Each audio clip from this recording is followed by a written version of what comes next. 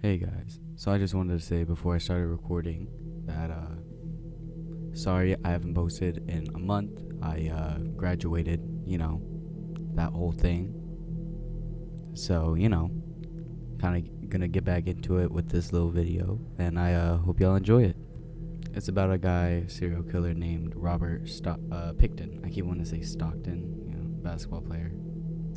And yeah, it's pretty good. I think it should be pretty short page, not too many pages to read, and just trying to get back into it. So if you like the video, like it, and just let me know if y'all got anyone else y'all want me to do. Thank you, and enjoy the video.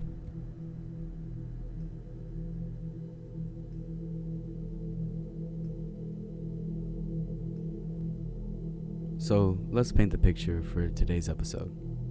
You're a journalist, probably 5 to 6 years out of college. You're hired to go undercover, and all you need to do is have a chat with a single inmate, just one. But while talking to that inmate, you learn that he was convicted of murdering 6 people. This alone would be enough to creep out most people, but that's not all. So you keep the interview going, and y'all are talking, chatting about whatever you could possibly talk about after that bombshell. But then, he mentions that he was actually responsible for 49 murders. And the only thing he regretted about any of them was that he didn't get to 50. And that's right. The only thing that he is upset about, or that he regrets, or any of that, is that he couldn't get to an even 50. I mean, setting the clear OCD aside, this chills you to the absolute core of your body. You just had a conversation with Robert Pickton, the pig farmer killer. And I don't mean to say that he kills pig farmers. I mean that he was a pig farmer who happened to be a killer. That will come up later. Remember that. I'm gonna say this again for those of you in the back. He killed 49 people. Only thing he's upset about, he didn't get to 50. And he is a pig farmer who killed. Alright, you got it? Okay, let's get into it. Oh, and I forgot to mention, my name's John. Depending on when you're listening to this video, my name on my YouTube channel might be like a bunch of different things. I'm kind of changing around. I've got to get to something that when you look it up, it pops up. So, I'm going to get there eventually. So, just wait. But just know my name is John, and I make videos about true crime and stuff like that. Now, let's get into the life of Robert William Pickton. Robert William Pickton was born on October 24, 1949, in Port Coquitlam, in British Columbia, Canada. I'm gonna put the name of the town on the screen because I know I'm saying it wrong. Port Coquitlam. It's in Canada. And he was the oldest of 4 siblings. Pickton grew up on his family's pig farm located in Port Coquitlam. However you say it, you know what I'm talking about. As a child, Pickton was described as a loner, and he was described as being socially awkward. He had difficulty making friends and often felt isolated. And additionally, he struggled with a speech impediment, which further affected his ability to communicate and connect with others. I mean, some would say that's kind of a little bit of foreshadowing, It's kind of like the serial killer thing, right? Not being able to connect with others, being bullied, all that stuff. Protect your kids, man. And back to his family. Pickton's family operated a successful pig breeding business on their farm. It was there that Pickton gained experience and knowledge in pig farming, which he would later use as his occupation. Him and his brother inherited or took over the pig farm later on. So from what I can find, there's really not much known about Pickton's formal education, but he is believed to have completed high school. And it's important to kind of note that it doesn't really matter because he took over for the pig farm. So what he did after for schooling wise doesn't really matter, because he did end up going back to the family pig farm. And as he grew older, he became increasingly reclusive and eccentric. He withdrew from society, and his behavior became more peculiar over time. It seemed he did stay in his hometown, not going to any kind of college, because he kind of, like, townspeople would later say that he developed a reputation as a loner and was known in the community as kind of like an odd character, a quiet guy. So much so that his neighbors and acquaintances found him to be strange, and they often noticed unusual behaviors or they witnessed concerning incidents involving him. This is where it gets really like a villain origin story-ish. He was almost entirely raised by his mother, and his father kind of was there but had better things to be doing, running the pig farm. And so this is something to add.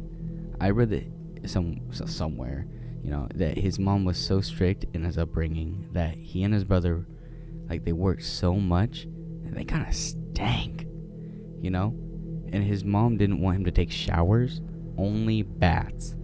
I couldn't really find why. I'm sure there's a reason somewhere. But this dude, I cannot even imagine how bad this dude must have smelled. I mean, he's a pig farmer, 1. 2, he works all day, and he can't even take a shower?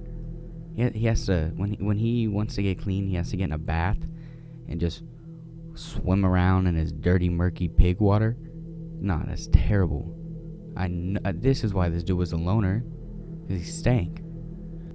But ignoring that, that's kind of, that's a hard life, I'd say. Strict parents, dad not really there, but was still there.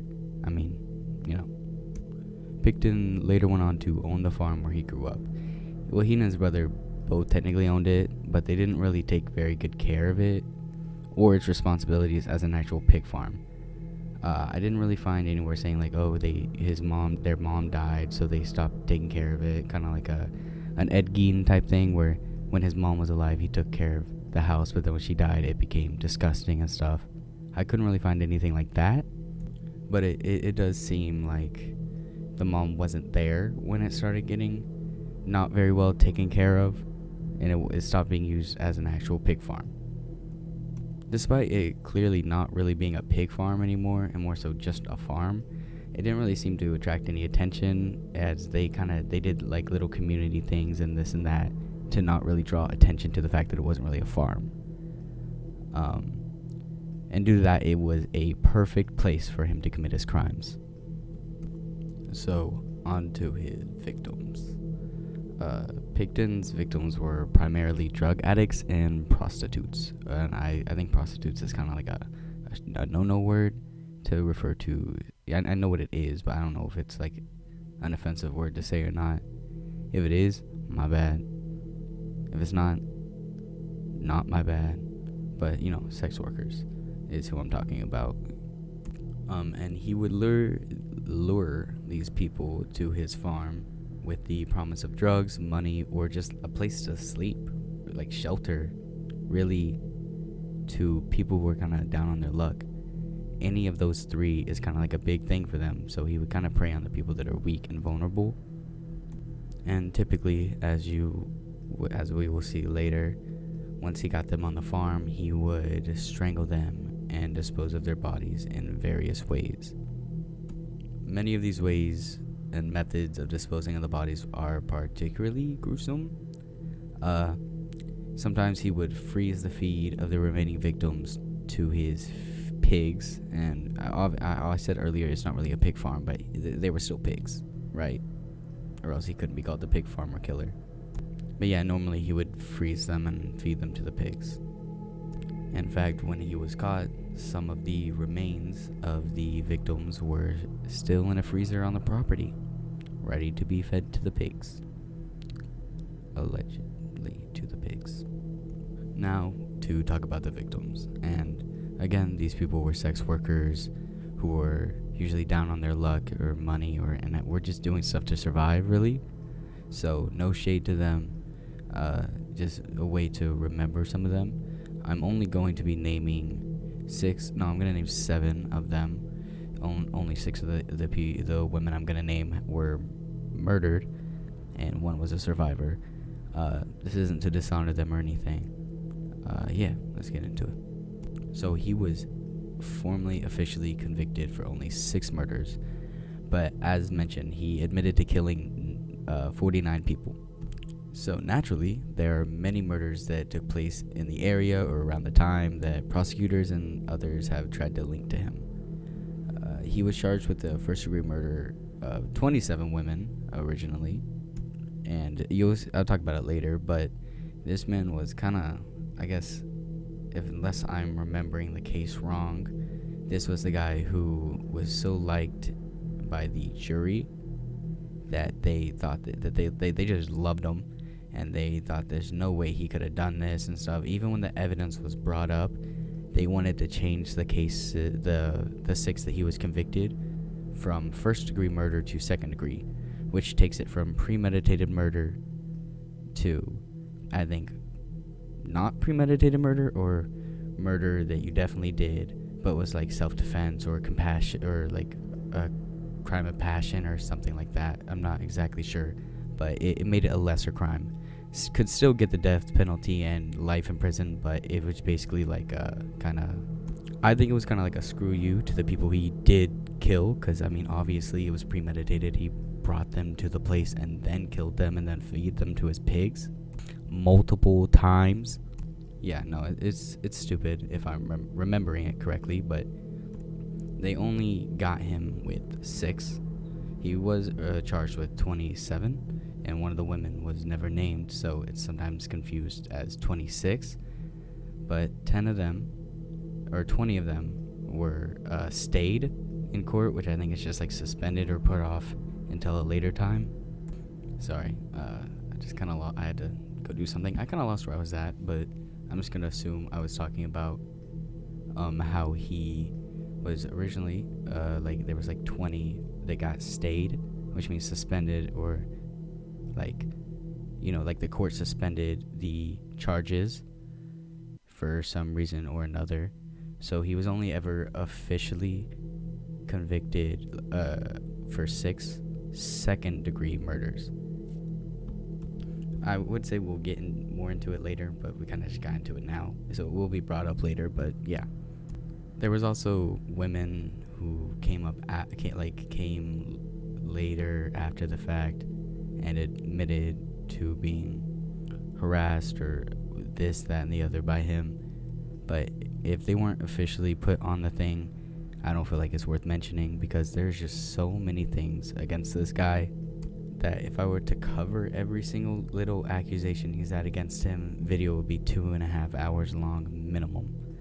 But just know, a lot of people, especially women, and not to say that their voices aren't important, but you know, the people who he killed and fed their bodies to pigs, I feel like honoring them and acknowledging them might be a little bit, you know, it's just a little bit more important, just like slightly, you know. And I'm going to give a few quick summaries on the 6 women that Pickton was convicted of killing. If I'm correct, these are the 6 women who's attached to the 6 murder charges, because each charge has a name attached to it. And these are, I believe, the 6. I looked at a couple different sources, so for some reason 2 or 3 of them had different names, but I'm pretty sure these are like the definite, he got convicted, he did these ones. So the first woman was Serena Abotswe. So Serena Abotswe was a 29-year-old woman at the time who went missing in August 2001. Her remains were later found in Robert Pickton's farm, and Pickton confessed to an undercover officer that he killed Abotswe by strangling her with a ligature. Again, these are going to be really brief because, you know, going into too much detail, I mean, you know, I probably could, but searching around, just finding the names was kind of rough, because they mostly just talked about the fact that he was a pig farmer, not the actual names of the victims. So it was not relatively hard. It took a little bit of research to find the details of some of them. I mean, of course, they had it on Wikipedia, but I'm not going to use Wikipedia as a source, really. But I'm kind of getting off track here. But he did confess to an undercover officer in prison, I believe, that he killed her.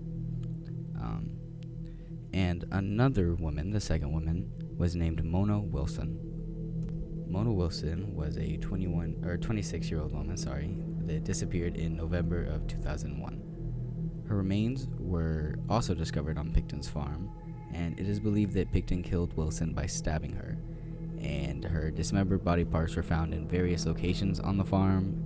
You know, it was probably her remains that were also found inside the fridge too, and in the pigsties, and just all around. You know, you like to throw the parts around, I guess. He's walking outside, get the mail, dropped a tooth type beat. But, you know, I don't know why I say so much, but, The third name here is Andrea Josbury. Andrea Josbury was a 22-year-old woman who went missing in June of 2001. Her remains were found on Pickton's farm, and it was determined that she had been strangled to death like so many others. That's all there really is to that one. Her remains were found and determined that she was strangled. Pickton never really gave any more information about that, and that's how it is for a lot of these, because these are from him. So, the next woman is Brenda Wolfe. Brenda Wolfe was a 32-year-old woman, kind of older than the other, not by a lot, but older than the others. She disappeared in February of 1999, so she was also earlier than the others. Her remains were never found, but during Pickton's trial, an undercover officer testified that Pickton had told him he had killed Wolfe and disposed of her body by feeding it to the pigs. Again, the pigs keep coming back up. So I mentioned it earlier. He's called the pig farmer killer, and with so many of these serial killers that owned animal farms, if he's sending out pig meat to people to eat, who's to say he's sending out pig meat? But I couldn't find, again, I probably didn't look hard enough, but I couldn't really find out if he did send out human meat to eat. I know there was one serial killer who was like a big dude type thing, and he definitely fed people pulled pork sandwiches with human remains, but I just can't remember his name right now. The next woman was Georgina Papin. Georgina Papin was a 34-year-old woman who went missing in March of 1999, 1 month after the last woman, Brenda Wolfe. Her remains were also found on Pickton's farm, and the exact cause of her death could not be determined due to the state of decomposition that her remains were in. But it is believed that she was also strangled like all the others, or not all the others, but so many others. The last woman that I'm going to name was named Marnie Frey. Marnie Frey was a 25-year-old woman who disappeared in August of 1997. Her remains were found on Pickton's farm, and Pickton claimed to have killed her by strangulation. Are you sensing his pattern here? Farm, strangulation, pigs. It's his thing. Pig farmer killer. And those are just a few examples of the known victims of Robert Pickton. It's important to note that there there definitely are additional victims whose remains were never found or just linked to Pickton. And so the way he was caught was when a woman he had attacked named Wendy Lynn Wistetter escaped him and went to the police.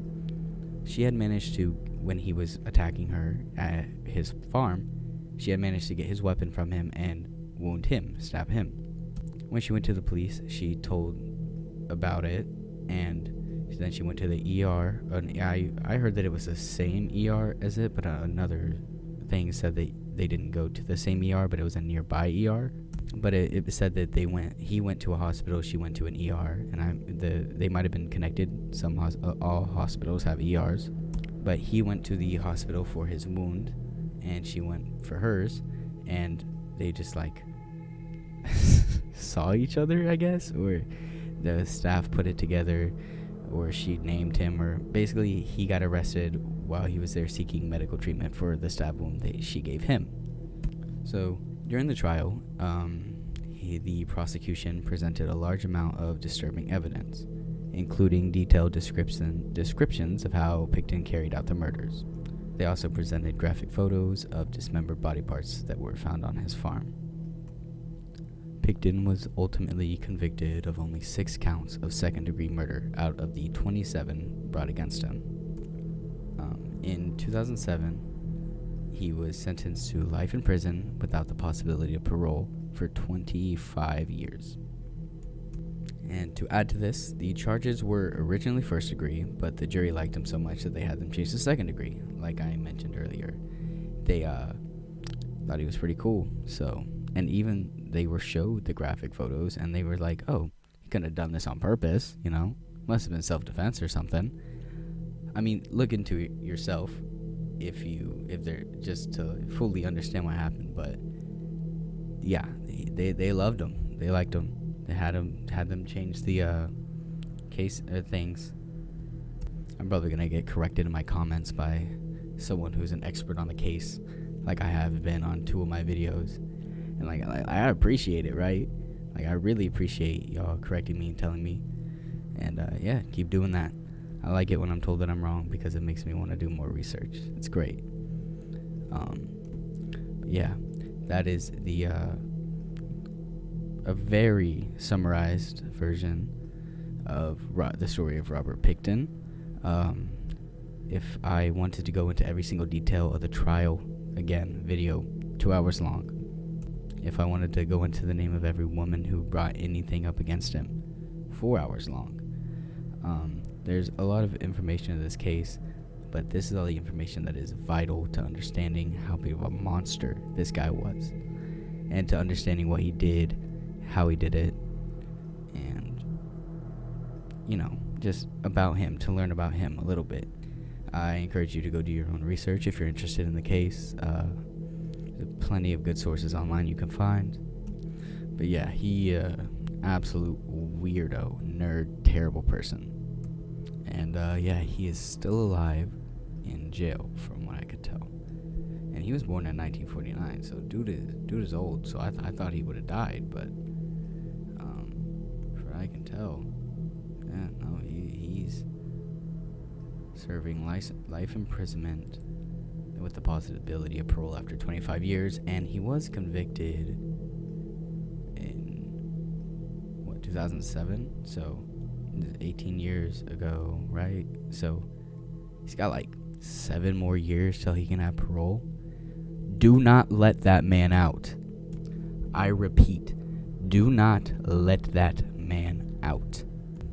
Please, for the sake of everything good, leave that man in there. Let him stay. I mean, no, all right? Leave him. There's no fixing this man. But yeah, I guess that wraps up the story of Robert Pickton. Sorry to my very faithful 14 subscribers who have been absolutely dying over the idea of this video. Thank you for watching. Thank you for listening. I'm probably gonna go with the black screen again. Might put up the names of the people. You know, this is more of a listen. But I will get good at editing and start making some actual videos, not just things to listen to. Like I'm telling you, I'm gonna make this look nice. It's gonna be good. But I'm an adult now. You know, I just graduated, start college in a couple months, so I gotta find time to do it and the motivation to do it. But if you're still listening, go check out my Instagram. It's under Agent Harpy. Might sound a little cringy, but I had to put something in there with Harpy because there was just too many Harpies. But Harpy, kind of like a nickname, so I think I'm gonna stick with that. But if you're still listening to this point, go check out my Instagram, Agent Harpy. Got a balloon profile pic. Yeah. Y'all have a good night. Y'all have a good day. Y'all have a good whatever time you're listening to this. And yeah, bye.